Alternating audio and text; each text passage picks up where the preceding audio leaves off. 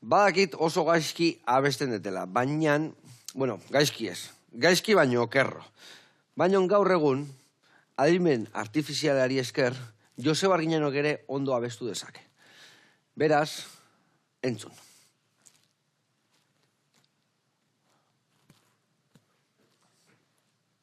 Ea orain, a ver. Joseba Arginano amestoi jauna. Zure ahotsa ezin da hobetu ez da adimen artifizialarekin ere. Barkatu eragozpenak.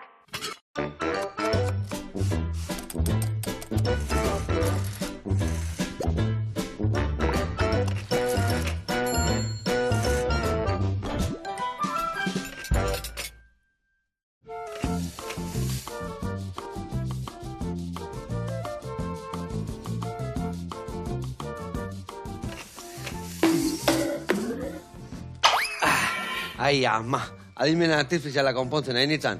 Esatu danako balio gula, baino nahi ez ditzuzen du. Neuri bez. Ez? Katxi da, ama. Bueno, egin alda abestia, gaizki abesteun batek noiz baita heldula ondo abestu. Edo igual ezin inoiz ondo abestea. Bueno, ez dakit, probatu berko genuke. Bai. Klasetxo bat egin edo zen da. Orduan kontuatuko zinez. Bai, bueno, a ber, ahotz bat izan behar da, pizkatxo bat, bai, baina, bueno, asko ikasi daiteke lan egin da, guztia moduen. Da, bueno, orduan, lan pila batzuk gehiago bestia baino igual, ez da? Bai, igual, bai. Katxi lama. Bueno, hementxe gaude, Naroakin, Naroa bilbotarra da, sopranoa, Bai. zube dakazula eundoko agotza, Bai, ikiarri ja. Gaina diska batekin zatoz, ez da? Bai, ekarri dut nire lehengo diska solista moduen, Bai. oza, bakarrik nik egin dudana, eta ideia ere gurea izan da. Aurelio Biribai pianistarekin egin dut, bera ere bilbotarra, eta Federico García Lorcari omenaldi bat egiteko diska bat izan da, delako poetarik garrantzitsuena Espainian izan dena, ez? Osa, beretan maite zu Lorcak eta induzuna eta bere poesiak ere bai, ez da? Bai, baita ere direlako gaurko konposagileak bizirik daudenak eta eman nahi genion bisibilitatea orain egiten den musika klasikoari eta Lorcak testu oso sakonak dituenez, hori dena bildu egin dugu eta horlan urten da ideia. Oso ondo. Bueno, zuk alden zemoz modatzen, ea? Bueno, a ber, gustatzen zait, baina, bueno. Seguro, bueno, esateuna ondo ibiltzea. Ez dakit. Kusiko dugu. Bueno, elkarrekin ingo deuna da, txerrekin prestatutako arrozear bat, gero hemen alioli martorri duna, eta aldi berian, horri biliko gea. A ber, aguntza.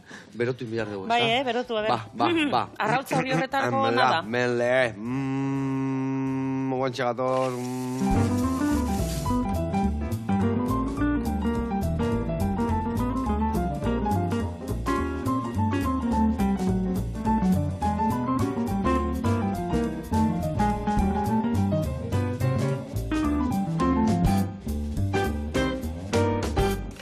Bueno, lagunak eta Naroa, garatuko izuet pausuz pausu, nondik noeliko gean, arroz hau prestatzeko garaian.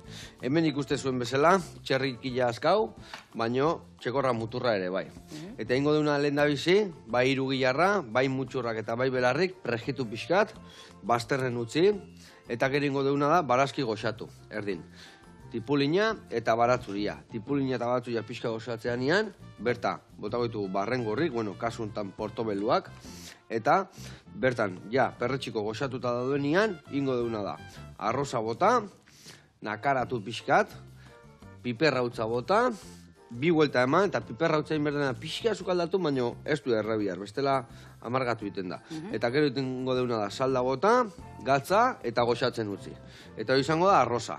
Eta lagunduko dugu izan deun bezala, maionesa baratzori duna, alioli berezi bat, eramango duna da lima, batzuia, arrautza, olilua eta martorria botako jo. Martorria bota, dena birrindu, eta hoi jarriko dugu puntutxo batzuk, hueltan, gero ontzi bat launtzeko, eta hor dakar lima gajotan jarriko dugu, hueltan jartzeko txukun, eta hemen txibiliko gea.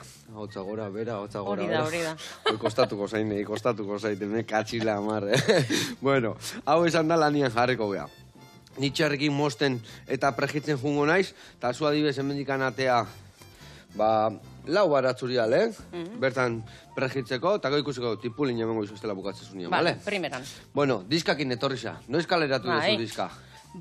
izan da orain dela pare bat hilabete, Bai. eta, bueno, egin genuen aurkezpena Madrileko Zarzuela antzokian. Pope, ze hona, ez da? Bai, egin dituen bi konposagile, disako bi konposagile Madrilen bizi direnak, eta pianista ere Madrilen bizi da, eta orduan esan genuen, igual lekurik onena egiteko, Madrilen. Antxe bertan. Bai. Ona. Eta naroa, zenek konposatu ditu abestiak, eta nola indezue aukerak eta hoi Begira, sortzeko? gauza izan zen, bilatu egin genuela, Lorcaren inguruan zeinek egiten zituen obrak orain, bizirik dauden konposagileak. Eta aurkitu genuen lehenengo eta behin emakume bat, Elisenda Fabregas, eta orain dela 2 urte kontzertu bat eman genuen Bilbon, Bai. Elisenda Fabregasen 5 abestirekin, Lorcaren tekstuekin. Eta horren inguruan esan genuen, hau ideia oso ona da, zeo zer egiteko berria dena merkatuan, inok ez duena grabatu. Eta orduan, hasi ginen errepertorioa bilatzen, eta aurkitu genuen adibidez, Madrileko konposagile bat, Hermes Luaces, Bai. eta galiziar bat, Borja Mariño. Eta gero, ikusi genituen beste obra batzuk, Asin Sarborenak oso ezaguna dela bere musika zinemarako, eta hau da, konposagile bakarra ez dagoena bizirik orain. Baina beste 3 bizirik daude, eta egon zinen aurkezpenean ere bai, eta... Zelkarlaneara eta ze talde harra sortu dezuen, ez da? Hoi aurrera ateatzeko, ez da? Bai. Nahi genuen, musika anitza izatea, konposagileak anitzak izatea, eta baita ere, poemak ere, poemario desberdinetatik urtetzea. Bere Lorcanen lehenengo epokatik eta amaieratik ere bai. Ona. Hori da. Eta, bertan, zenbat abesti topatuko ditugu zenbat konposaketa edo... Beira, dira 5, Elisendaren 5, Hermesen 3, Borjarenak uste dut direla 5 ere bai, eta Asin Sarbo beste 3. Vale, badola... Bai, badago... Sorta eder bat. Bai. Ondo. Eta, hau guztia burutzeko, elkarlanian nun ibilizate, zatik, bat alde batekoa, bestia bestekua, ez dakiten zu Bilbotarra izan da, honea torri dian, area jatxi behar izan dezun. Pizkatxo bat agendak behiratuta, moldatu egin gara ikusteko nun egin genezaken entsaioa, ez? Entsaioak egin ditugu pianistaketanik, baina konposagileak oso lan estuan egon dira gurekin, jakiteko beren estiloa topatzen dugu, baina baita ere libertate asko eman digute guk geure bertsioa egiteko eta geure gauza egiteko, ez? Baina, bueno, eta... azken ensaioak Madrilen. Madrilen burutu ezue guzti hori. Bai. Vale. Eta, ematu, bueno, zu soprano zea, ez da? Ematu operako abeslari bat zehala, baina haumek badakit beste estilo batekin indezuela, ez da? Edo... Bai, bueno, canción de concierto deitzen da, hau da... Canción de concierto. Musika de cámara bezalakoa, bai. Baina normalean... Musika de cámara berdin gelditu naiz, Musika de cámara berdin gelditzea. A ver, musika de cámara ondo esplikatzeko ni bezalako sukaldari bat. Pizkatxo bat txikiagoa taldetxoa, ez? Batzutan izaten da kuarteto bate piano batekin, edo holako zehoz ere, ari kuartetoa, edo ladakoa.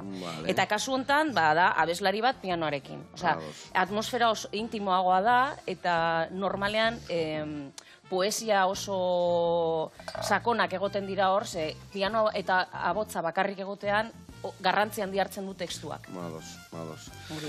Bai, zatik, azkenien operan daudenean, bai, testua askotan, eta nik behintzat galdu iten naiz, Ez da inbeste ulertzen, ez da, batzutan. Nik behintzat ez askotan, ez dakit igual aditueko, ez dakit, kuadro bat ikusten bate bezala, batzutan gehiago irakurtzeula, ez da? Bai, bueno. Esaten dezu hontan, bai, testuak indar gehiago hartzen dula, eta erresago... Bai. Horrezegatik, pentsatu genuen oso garrantzitsua zela, kasu hontan, diskaren libretoan egotea tekstu originalak, Lorcaren tekstu originalak. Horrek entzuterakoan ebai etxean, tekstua izan da aurrean beste entzukera sakonago bat da, ez? Bikain. Bueno, eta hor, izen potentia jarri diozu, ez da? Ez dakit zuk aukeratutakoa dan, edo zen... Bai. Oso arronago, diskaren izenarekin, ze profesioko askok esan didate diskaren izena oso zehatza dela eta oso interesgarria, ze Lorcaren poesia oso simbolista da, eta askotan hitz egiten du maitasunari eta batez ere hiletari buruz. Berak, adibidez, anekdota moduan, berak bere hileta esenifikatu egiten zuen bere lagunekin. Sartzen zan sarkofago baten, eta hitz egiten zuen beraiekin, ikusteko abertzelako sentimentuak zelako gauza protetzen zitzaizkion, tekstuetan gero idazteko. Orengoaz zukaltzera. Zeran etxen dut hau, zelan guzu? Hori lauki txikitanin. Lauki txikitan, Bai, txikitu, haukenduko zu jamen paretik. Primeran. Betu, hasita dala hemen utzikoet gero bertatik hartzeko, eta hau, honea, eta hau, organikoa.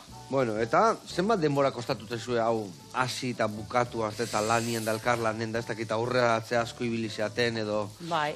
Bueno, gutxi gora bera, esaten dizute, orain dela 2 urte egin genuen kontzertu bat honekin zerikusia zuena, eta hor sartu zen germena. Gero utzi dugu pixkatxo bat lan egiten, eta guztia, prestatuta, aukeratuta dana, igual urte bat. Urte bat, bai. Eta nola sartu zitzaizun arra hori hor barruan hau aurrera moteko? Begira, gauza da nik egin ditu dela, bizi izan nahi zen 14 urtez Alemanian, eta egin dut antzokian lan asko. Abesten direktoan, eta baita ere grabaketa bat egin genuen orain dela urte batzuk, opera batekin, baina zuzenean egindako opera. Eta nik eneukan, orain arte estudioko ideia, zelan grabatzen zan, eta zelan zan gauza guzti hau. Eta pentsatu nuen, ideia on bat badaukat, gustatuko litzaidak nire diska bakarra izatea, nire umetxoa esango dugu, ez? Lehenengo umetxoa. Gero, lehenengo hasi, eta igual bigarrena eta hirugarrena eta etorriko dira, baina, lehenengoa, ja, egin dugu, eta egia esan, esperientzia izugarri izan da. Eta, segirutu ez zaizu, esperientzia izugarria, baina holtzetako ez tezu alde bate hautzi, ez da? Hau elkarrekin lanian ibiliko zinen, ez da? Ez. Baina oso desberdina da, adibidez, holtzetan bazaude, dena zuzenean gertatzen da, ezin da ebaki. Baina diskan adibidez... Moldatzen jutezea, txukuntzen, entzuten edo... Eta etzaibude inoiz pozik. Zaten duzu, beste bat. Horri behin gauza txarraka, zuzenekoa gauza hona daka, ez da? Hasi eta bukatu eta ateatzean egin aurrea, ez da? Hori da. Baina diska grabatzerakoan, uste dut oso garrantzitsua dela ere bai, ez ebakitzea gehiegi, ze naturaltasuna galdu egiten da. Eta hori erdiko gauza bat izan behar da. Ez bat eta ez bestea. Eta adibidez diska hau, kaleratu dezuea holtza baten gainean, edo ideia dare baien... Bai, ideia da, orain batur bat egitea, honekin, eta, hortxari gara hitz egiten, nolan... Lotzen, da... Empresarioekin, beraz, norbaitek entzuten mana. Xosak askartu eta gauza lotu eta venga aurrera, eta... Claro, noski, aurrera. Ondo. Eta adibidez hor holtza baten juten basea diska honekin, zen...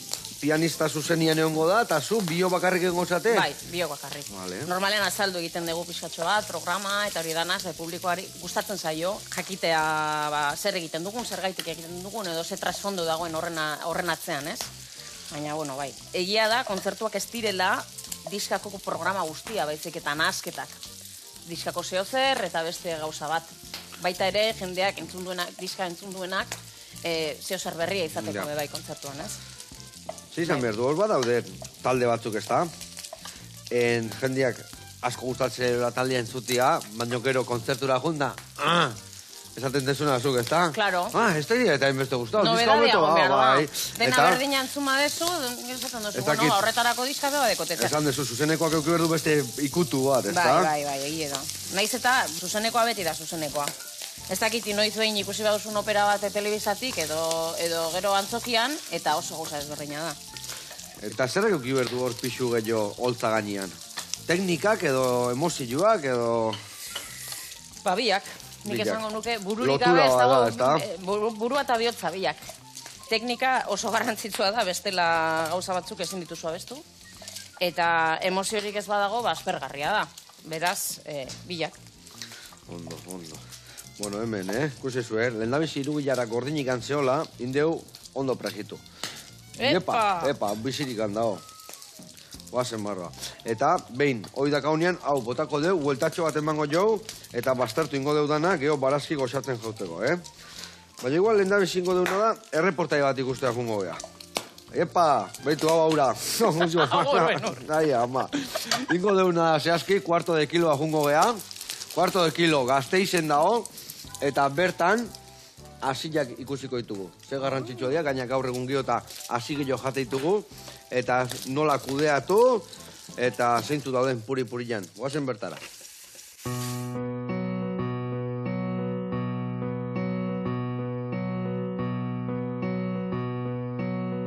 Kaixo, Joseba, Idoia naiz, Gasteizen nago eta nere denda kuarto de kilo da. Gaur, hasiei buruz hitz egitera noa. zatozte barrura. Hasiei buruz hitz egitera gatoz gaur. Gure artean, beraien erabilera gero eta gehiago zabaltzen ari da, hasiek ezaugarri oso onuragarriak bai dituzte gure osasunarako. Gaur, batzuei buruz hitz egitera noa.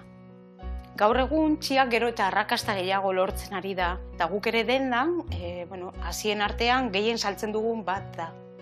Hasi honek, hau da txiak, ezaugarri asko ditu gure gorputzarako onuragarriak direnak. Adibidez, esteetako transitorako oso ona da. Lizereketan ere laguntzen du. Azetasun sentsazioa mantentzen laguntzen digu txiak, eta gainera omega-3 proteina eta asuntzetan oso aberatsa da. Bere erabileren artean, gure bezeroek adibidez jogurretan zerealekin edo beste fruta batzuekin nahastuta erabiltzen dute, entzaladetan ere bota daiteke, baina aldez aurretik hori bai hidratazioa izan behar du txiak. Uretan, edari vegetalen batetan, edo nik neuk egiten dudan moduan, jogurrean bertan hidratatu daiteke. Orain lioarekin jarraitzera noa. Dendan 2 lio mota ditugu, urrestatutakoa eta marroia. Lioak ezaugarri asko ditu, eta garrantzitsuenak omega-3 eta asuntz ugari dituela dira. Lioaren kasuan oso importantea da aldez aurretik ehostuta egotea, eta posible bada, bakarrik jan behar dugun kantitatea ehostu. Olio bat ateratzen du eta olio hori oksidatu daiteke. Orain sesamoaren txanda da. Ezaugarri asko ditu berak ere, baino antioksidatzaile natural bat dela esango nuke, eta gero eta gehiago ikusten ari den sushian asko erabiltzen da. Mitxeleta Asiarekin jarraitzera noa. Asia oso importantea da gure zurretarako, izan ere magnesio asko bait dauka, eta egunean hori bai goiarakada bat besterik ez da hartu behar. Bukatzeko, ekilorea Asia daukagu. Vitaminetan oso aberatsa da Asia hau eta gure azalarako oso ona da. Asiek hidratazioaren beharra daukate aktibatzeko. Aurreko gauean uretan sartzen baldin badituzue, hurrengo goizerako aktibatuta izango dituzue.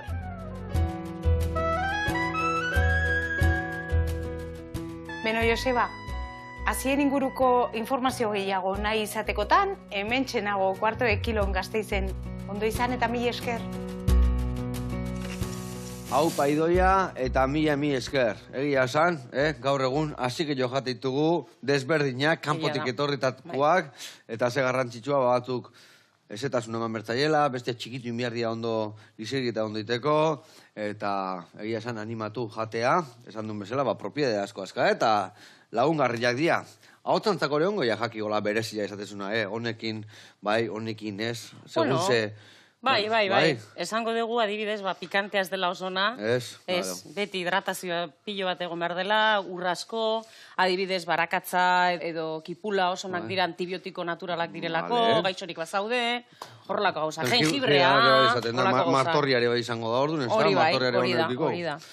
Bueno, lanak banatuko ditugu, jarraitzeko izketan. Betu, hemen barrengorri dazkau. Bai. Bueno, barrengorri izatea txampiñoi normala, txurilla, baina hori dia portobelo. Portobelo dela varietate bat, eta ingo deuna da laukitxotan. Nagazu adibes behitu, lehen da bizi horrela moztu, txapelak entzi jozu, eta gero hola lau bost bider, eta hola, laukitxotan iten dugu. Vale, primeran. Venga, hoi zure kontu, eta nik hemen botako ditut mutxurrak eta belarrik, bastarrian jarriko eta zatik anago esan deten bezala ja, egozita daude eta bigunak, Eta, diskakin etorri zea, baino beste lan desentetan ibiltze zeare bai, eta, bueno, operako, holtzetan, eta, zu kontatu zelan desberdinak egite dituzun. Bira, tipikoena edo klasikoena da, operetan, deitzen zaituenean antzoki batek, opera egiten duzu, edo baita ere, orkestra sinfonikoek deitzen digute oratorioak egiteko edo errepertorio sinfonikoa egiteko. Baina gero baita ere, artistoek daukagu zati kreatibo bat, eta behar ditugu baita ere gure proiektuak, guk bakarrik antolatzen ditugunak, eta holan, eta, adibidez, badaukate bat, Alemanian egin dudana, aktore batekin eta pianista batekin, Gabonen inguruan adibidez, eta oraintxe abenduan egon naiz Alemanian batur bat egiten honekin, ez? Europa guztiko gamon kanten repertorio bat adibidez.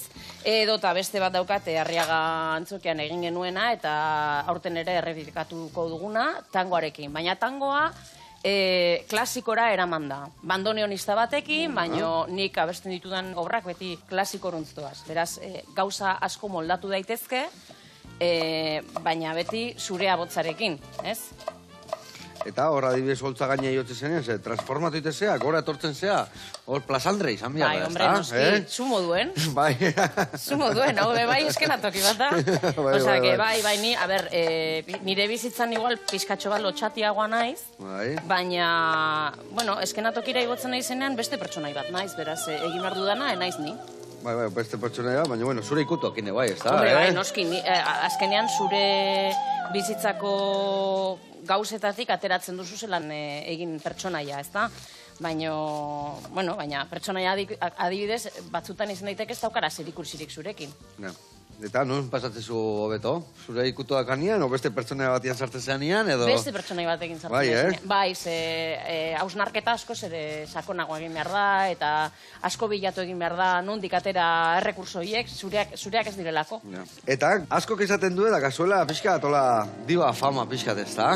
Bai, bueno, esaten dute, baina nik uste dira denbora hauetan normalean pertsona, bueno, amunduan bezala, badago jendea oso normala dena eta lan izugarri egiten dutena eta ez diona garrantzi handirik ematen bezik eta bere lana egiten du eta badagorena, olako gauza txiki batetik, olako mundu bat egiten dagoena, ez? Dudi gabe, mundu guztien munduen. Bueno, eta hor esan dezun bezala Alemanin ibilizeala, Antzoki oso garrantzitsutan egon zea, zen izan da ederrena hola zuretzako? O baten bat etzeala egon da, nahi zula egon bai. Ui, Jesus, egon eta nahi zen egon Eskala de Milan, hori, vamos. Bai, Bai, noski. Garbi dakazu, Bai, oso garbi. Hor egon dira, lirikako pertsonairik garrantzitsuenak. Bueno, metropolitan ere bai, ez diogu estatu batu ere, kenduko duten Antzoki izugarria. Baina, adibidez, nora zoiaz. Egon naiz adibidez, Alemanian asko esan dizudan moduan, ze Alemaniak eman dizkit aukera asko abesteko. Eta niretzat oso espeziala izan zen Berlineko Filarmonika, adibidez. Edo Berlingo Konzerthaus, ni Berlinen bizi izan naiz 8 urtez. Eta horiek dira templo garrantzitsuenak han kontzertuak emateko. Olako lekutan hola txitxarek eta bereziak egoten dira, edo gora etortzen zea? Bueno, pixkatxo bat urduriago zaude, erresponsabilitate handia duelako, non baita bestean, abeslari garrantzitsuenek abestu duten. Baina, azken finean, zuk zeure lana bete egiten duzu, berdin. Nik berdin abesten dut 200 pertsonentzako nire herrian basaurin, edo eskenatoki handi baten. Lana beti egin behar da ondo. Gaur hemen bai holaxe abesteko zu? Hori, espero, Bikain guke bai. Ondo jaten badot, bai. Bale. Oitxura erratzen nahi da, Horrekin darra moten doz. Ondo. Eta, emozioak ez dira berdina. Bueno, pixka bai etorriko segun ez dakit. Kutu berezi bat edo esaten zunean egun hortan, esan dezun Antzoki horta jutezean ian nahi zuna gun, zure txitxare berezi ongo dira, ez da? Hombre, bai, noski. Badaude, bueno, denok ditugu ametsak, ez da? Eta amets bat, pentsatu desuna urteotan ea egiten dudan, etortzen dan momentuan uste dute emozioa oso handia dena. Baina, bueno, egunero egia esan daude gauza txikitsuak edo adibidez zure herrian abesten badezu, bai hartu. Zeure herrian abesten badezu eta zure familia badator eta lagunak eta edo adibidez nire kasuan badago publikoaren zati bat dena oso nagusia dena. Eta ezin daiteke Alemaniara ino joan entzutera. Eta orduan zu zaudenean horreta entzuten zaituztenean, zuretzat ere emozio handia da. Berezia da. Bai, beraientzat ere berezia delako. Eta hizkuntzetan, gazteleraz abesten duzu? O ingelesez, Alemanian da? Bai. Euskaraz ere bai? Bai, noski. Abesten dut, bueno, nik 6 hizkuntza egiten ditut, hitz egiten ditut, baina baita ere abestu dut ukranianoz edo errusieraz eta horiek ez ditut abesten. Ez dut hitz egiten. Baina, bueno, idazte egiten duzu zein dan tekstua eta zesan nahi duen eta, bueno, espresioa berdina ere egin daiteke. Musika internazionala da. Claro, igual jakin behar da, hoi da. Zertaz aizean, hori, zure gorpuzkerak eta zure ikutuak eta... Hori da. Mantentzeko edo... Bueno, espresioa emateko, behar duen espresioa emateko, ez? Bai, hori da. Bikain. Bai, bueno. Eta, jutezean nien olako operako lekuta eta, horra adibidez, daude, zu sopranoa zea, ezta? Bai. Zenbat ahotz desberdin daude? Badakit hor daudela emakumentzako ahotz batzuk, gizonentzako beste batzuk, ez dakit danak garatu izan dituzun, eta gero arlo baten sartzen zean, gehiago gustatzen zaizulako edo beto jute zaizulako, nola aukeratzen dezu bideo hori? Bueno, a ber, zurea botza da. Zu tenorea bazara, tenorea zara. Ni sopranoa naiz, sopranoa naiz. Abestu ditzakezu batzutan errepertorioaren barruan gauza grabeagoak edo gauza agudoagoak, baina ni sopranoa naiz, nire repertorioak, hobeto esan da, nire repertorioak ni hautatzen nau eta ez aldrebez. Vale. Eta nola jakiten da, zehazki, a ber, sopranoa dia, Bai. Nidakidan, ez da, altuagoak, ez da? Hori da, emakumeen abotzik agudoena. Vale. Hori da. Eta gero dago mezzo-sopranoa, erdian dagoena, eta kontraltoa. Hori da grabeena. Osea, hiru egongo zian. Hiru, bai. Gero gizonen artean, bai. Tenorea, agudoena, baritonoa, erdian, eta basua, sakonena, abot sakonena duena. Eta hori da zu dakasuna, edo alda landu horreaino iristeko, edo hori eraman itea? Zure abotza natura da, zure kordak dira. Eta gero, egin dezakezu errepertorioa onditu, adibidez, hasieran, igual ezin duzu dena abestu, teknika falta zaizulako, eta estentzioa ez dagolako landuta. Estentzioa da, nondik nora abestu dezakezun, bai? Eta gero, denborarekin, hori onditu egiten da, eta gauza gehiago abestu ditzakezu, zailagoak, horregatik, gure lana da inapasionantea, ez duzu inoiz ikasten bukatzen, hori da. Beti dago zeo zer egiteko. Baina hor badao norbait adibidez irakasleen bat edo norbait hasiera baten esaten dizuna noak ajun, noak abideratu zer entrenatu. Noski. Pertsona batek entzun egiten zaitu, eta badaki zure timbereagatik zelako agotza zaren. Bai, futbolean defentsa hobia izango zen, aurrelari, eta orduan jotezea bideratzen. Zein dira zure kualitateak, bai? Deportista bat, moduan egia, bai. Bai, bat izatea daka fondista, edo beste bat sprinterra, hori da. Hori naturak emate izu. Bai. Eta gero lanen da lana. Gero lana. Bai, emateu, abotza bai, nahi gertatu zaitena, ni txikitatik ez dakit, nik esatezien belarria, ez da eskala belarria, bai, bat abestian kontran eskala, hola. Baina hor bai, ikusten dela batzuk, ez dakit, ere bai, dan genetik aldetikan, edo etxetikan eramatean zerbait, edo etxene abesten bada gehiago, ez dakit. Bueno, hemen Euskadin abesteko tradizio handia daukagu. Bai, hori bai, baino batzuk hobetu eta beste gerratanian bezala. Baina, gerri moitzen, bai, ez da? Nok ez dago abestu etxean gabonetan edo dana dako, hori bai. Baina hortikan gero, profesionalizatea eta puntu bat arrapatzea beste histori bada, ez da? Bai, hori naturatik dator pixka bat. Igertzen da, zure familiak igertzen du, zuri izan dizuten moduan, dituzula bi belarri bat abesten alboan, nik adibidez, abesten nuen niretzako ume txikitatik. Osea, nanak eta hori dana, ni egiten nuen lo nire abotzarekin. Hola, eta lo, neke. Ala bai, irakutsi berko jotu ditene bai, Bueno, hemen esan deuna guain, Beitu, piperra eta botako deu, saltakazia, energia pixat eman diot eta ingoetena da, beitu, hau bi buelta mateiz euskio, piperra utzai. Ere bai, arrozail, guain botatzeo, gatza pixkat, leheno pixka bota jot, mendokio, probatzen jugunez, pixka berbagu gehiago, bale? Hau, bi buelta eman, guain, salda botako jo, eta irugiar guztia, dantzan hasi behar lehenu, salda botako jo, zeratik kanpak aguten nahi zait. Bale, horrela xe, eta guain izan dakoa, salda. Dena ez dio botako, irula ordenola botako xot, geho gehiago berbau, pixka gehiago botako jot. Baina pasatzen bagia ez eigu lehortuko. Bale, horrela, xe? Bueno, haida itxura hartzen edo, ze? Bai, zelako itxura dekon horrek. Eta usina be bai, Egarra, ez da? Bai. Eta noiz konturatu zinen, abeslari liriko izango zinela. O izan nahi zendula, Beira, abeslaria izan nahi duela oso txikitatik, bai. Igual lagurtekin edo lan. Lagurtetxokin? Bai, degura guztien abestu iten deban. Eta nire gurasoek... Guazen etxe holako, bestela hor bukatuko zuen. Claro. Eta gurasoek bai koru baten abestu dutelako. Orduan oso azkarra ezin nintzen musika ikasten. Baina nik hasieran pop egin nahi nuen. Pop? Bai. Baina gero entzun nuen klasikoa, eta esan nuen, hau ze zaila dan. Hau ikasin behar dut. Ja.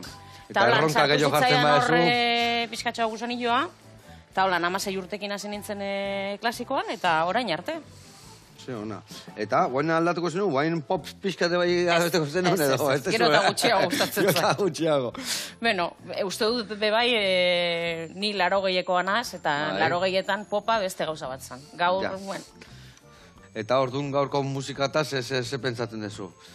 Bueno, a ber, baten bat badago gustatzen zaidana, baina leno asko zete gehiago, artista gehiago gustatzen zitaizkidan, orain, bueno. Eta popa zeintzan adibidez, popa gustatzen.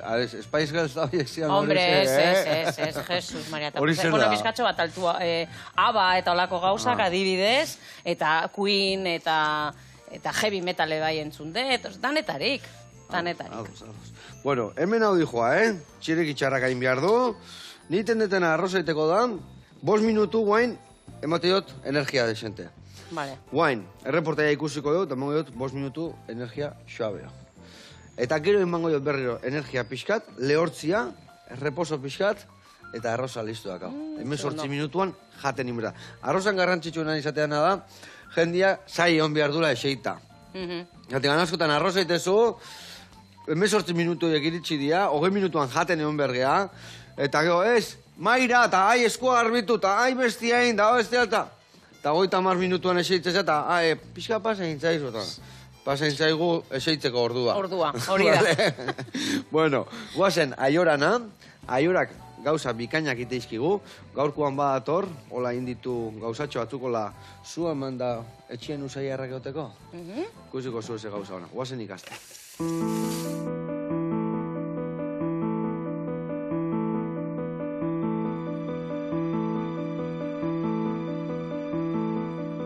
Kaixo, Joseba, aiora naiz eta berriro ere Aizarnan gaude. Gaurkoan intzentsu natural batzuk egiten ikasiko dugu.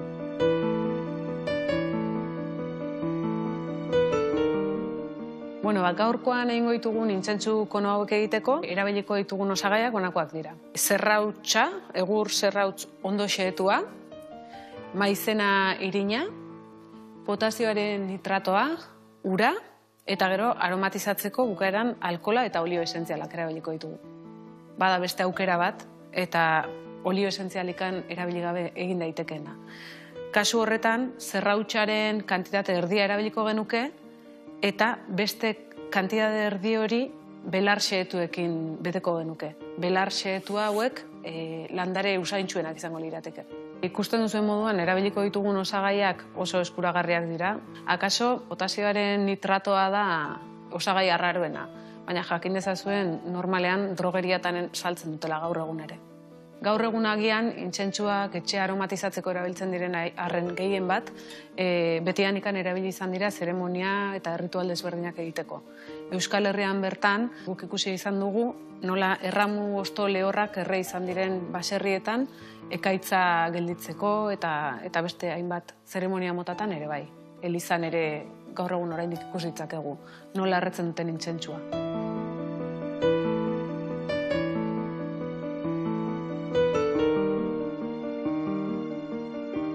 Bigarren pausotxo bat eman da, ja mota honetako intzentsuak egin ahal izango genituzke. Kasu honetan eukaliptu ostoak ditu eta barruan izpilikua, salbia, erramua bera ere badu. Gero, halako lokarri batekin bildu eta zintzirikatuta utziko genuke lehortzen eta behin lehortuta egonda, piztu eta modu honetan erabiliko genuke. Hego Ameriketatik datorkigun beste intzentsu oso ezagun bat daukagu, Palo Santo edo esaten zaiona, kasu honetan zuhaitza bera da aromatikoa eta orduan bere adarrak eta enborra erabiltzen da erretzeko. Eta hau ere, zeremonietan eta ritualetan erabiltzeaz gain, etxeak girotzeko erabiltzen da eta baita eltxoen aurka ere. Denontzat ezagunak izango dira baita ere intzentsua eta mirra. Kasu honetan hauek erretxinak dira eta erretxin hau erretzeko ikatz zatitxoa erabiltzen da. Ikatz hau bera erretzen da lehenik eta ondoren gainean jartzen zaizkio erretxin hauek eta modu honetan aromatizatzen da. Behin ikusita nola erabiltzen dian beste mota batzutako intzentsuak, orain gure konoak egiten hasiko gara. Lehenik eta behin potazioaren nitratoa urarekin nahastuko dugu ondo disolbatu arte.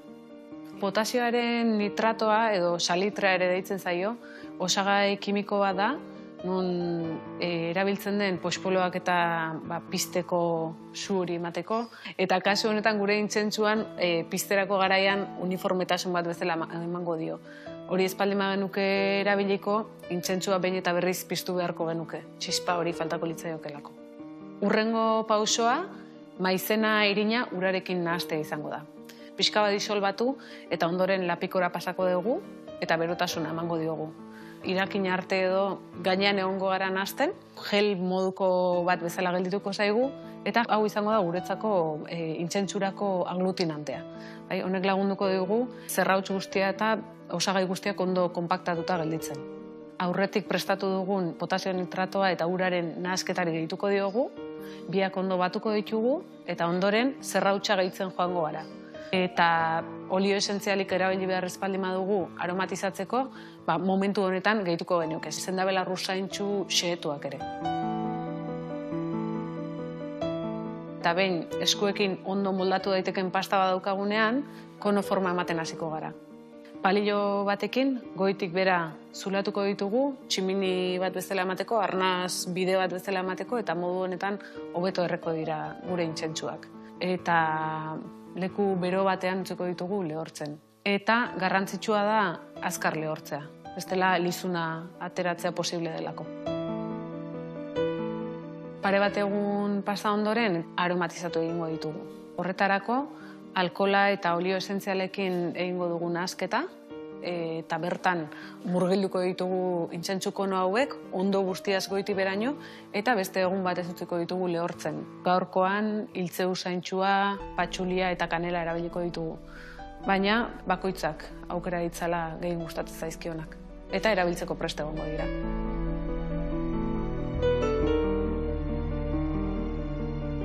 Bueno, Joseba, onarte gaurko lanak. Ikusi duzuen maizena irinak, sukaldeaz gain txentxo egiteko ere balio digula. Orain zuen txanda da, animatu eta urren arte. Aiora, ze gauza eharrakin dituzun, hori da, zumendi txiki eharrakin dituzula, eta ze guzei goxua jarri berduen horiek etxian, ez da? Bai. Egia zan, beti erabilidia, gauzatxo hauek, eta etxean esan duen bezala, ez da? Erramu horretzezala eta bestitezala, eta egia zan, beste batzuk hor, ez dakit zerrekin ninda dauden, baina etxian itia balin badabe, ze hobe, ez da? Hombre, bai. Bueno, mila esker, da ikusi dugu, bai, hartu irinakin, badola beste gauza gehiago itia sukaldiaz aparte. Bueno, bezarka da handi bat, eta gurean jarraitzeko. Hone iguain emango jotera, bitu, zubasuan ikusi dugu, honez pixkan moitzen, zatik beruak atemen, tako laitet, orduan, pixkan moitzet honea, tako pixkat honea. Zatikan, dana elkarrekin iteko. Baina guain, izan duen bezala, azkenengo 5 minutuak energia emango jot, lehortzeko ja, puztu da arroza, eta ingo deuna da, energia bitartez, lehortu. Eta hau beste 4 minutuan edola, gero reposotxo bat 2-3 minutukua, eta dakau, jateko, eta esan deuna, preste hon berdan maian, Bueno, eta ingo deuna da, maionesa baratzori deuna. Botako zu bertara, baratzori ale bat, zurituta, botako zu, liman, zukua, bale? Hau mamako lanetan. Oso olaitea. Eta, arrautza botako deu, olioa ere jarriko jo, ekiloria, eta baita ere Virginia Tra ikutu bat emango jo, bale? Venga, hemen dakau, oso ondo, eta ni martorrin osto batzuk ateako izkizute bai, bertara botatzeko. Bale. Eta, bueno, kontatu guri, nola iten desun, ahotza, zatik hori ez dakit. Korrikalarik muskulo kondoki berdituzten bezala, zuk jute zanean holtza baten gaina, nola iristezea egun horta ondo? Nola zaitzen dezu zure ahotza? Zure estarri jau ahotza? Bakoitzak bere teknika dauka, baina niretzako oso garrantzitsua da ondo lo egitea. Ondo lo egitea primordiala da. Bizitan daneako. Eta gero denbora guztien ura. Bai, eta gutxi hitz egin.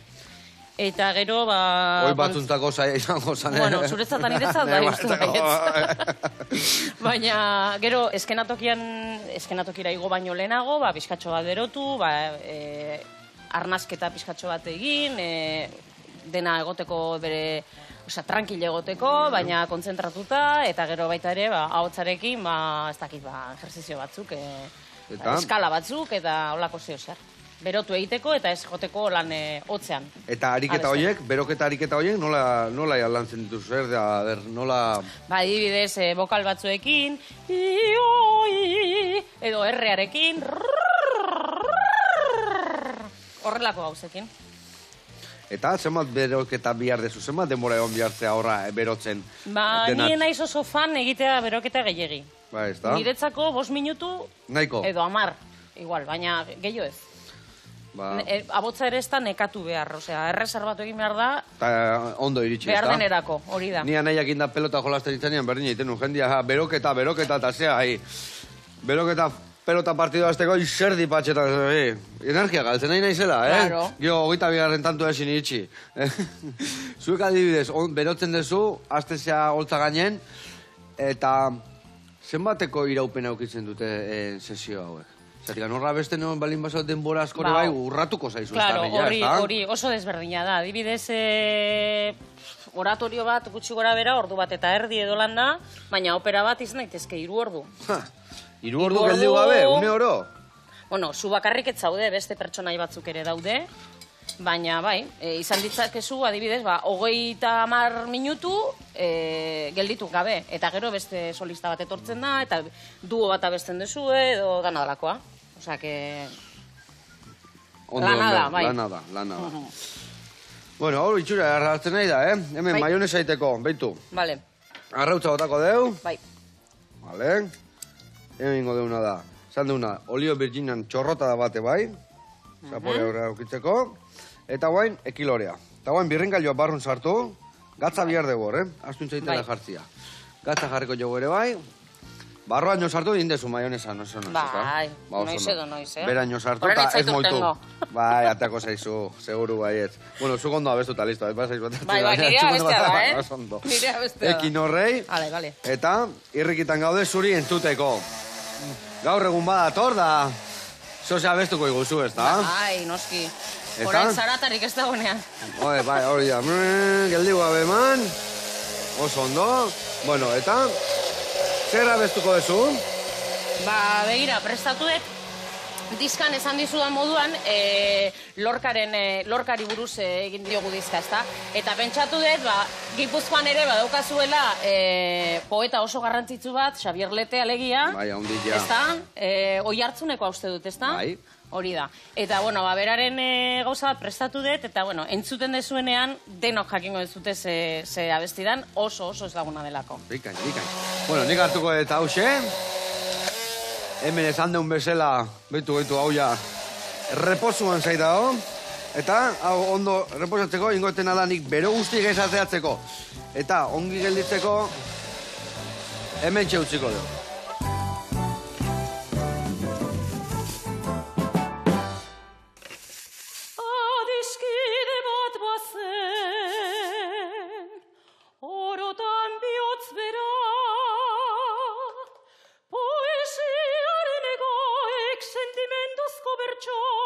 Antzaldatzen zutena, plazetako kantari, bakardadez josia, itzio iruten, bere barnean irauten, oinaz ez ikasia.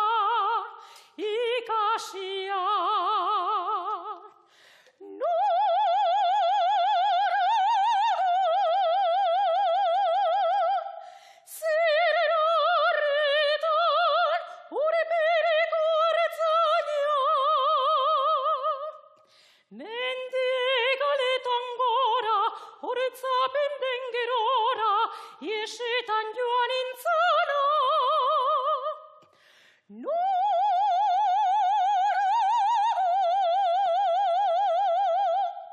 zer horretan urbirik hartzaina, mendigaletan gora, oroitzapen den gerora, iesetan joan intzana. Ai, ama. Eskerrik asko, Zeuei. Paia honatea zaigu, baina zure gotzan onduan ez dakit, Bueno. Ez dakit, Hor batzin behar deu. Ia baino hobeto atea zai guaino gara neon da, hoi baina ondo atea zaitela besti ja. No, oso ondo. Eskerrik asko, Zeuei. placer bat, eta zueire horretatik mi esker. Bihar arte, jo.